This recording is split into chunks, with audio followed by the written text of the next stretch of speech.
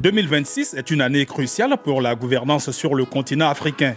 Voici quelques-unes des élections les plus importantes. En Ouganda, les élections générales ont eu lieu le 15 janvier dernier. Le dirigeant de longue date, Yoweri Museveni, a obtenu un nouveau mandat. Son rival le plus proche et candidat de l'opposition, Bobi Wine, a une nouvelle fois été battu. Museveni a remporté toutes les élections précédentes, ce que l'opposition a contesté. La République du Congo sera la prochaine sur la liste, le 15 mars. Dans ce pays riche en pétrole, le Parti congolais du travail, le PCT, du président Denis Sassou Nguesso, est au pouvoir depuis des décennies. Son principal adversaire est le Rassemblement des forces pour le changement, RFC, une coalition de 8 partis d'opposition. L'opposition fait face à une tâche difficile. Le PCT détient 112 des 151 sièges à l'Assemblée nationale. En avril, le Bénin organisera des élections. Ce pays d'Afrique de l'Ouest est encore sous le choc de la tentative de coup d'État du 7 décembre 2025. Le président Patrice Talon, âgé de 67 ans, arrive au terme de son deuxième mandat de 5 ans. Il ne se présentera pas à ces élections.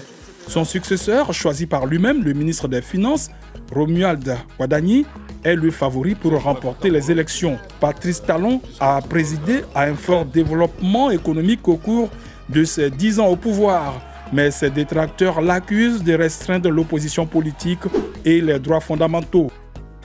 En juin, les électeurs éthiopiens se rendront aux urnes. Cette élection se déroulera dans un contexte de bouleversements politiques et sociaux. Le pays se remet encore du conflit entre le Front de libération du peuple du Tigré, le TPLF et le gouvernement national. Actuellement, une lutte acharnée oppose les forces gouvernementales et les milices Amara du Fano. À cela s'ajoute la menace imminente d'une guerre avec l'Érythrée.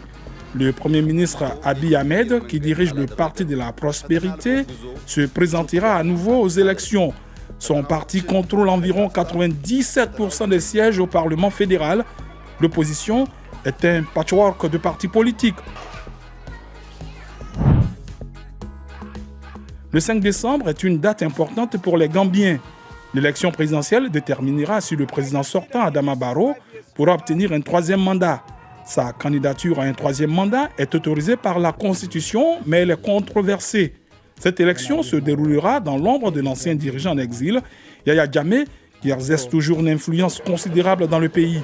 Le principal parti d'opposition est le Parti démocratique uni, UDP, qui a choisi Ousseynou Darbo comme candidat. La Gambie est certainement un pays à surveiller. Quelle élection suivrez-vous avec attention? Faites-le nous savoir dans les commentaires.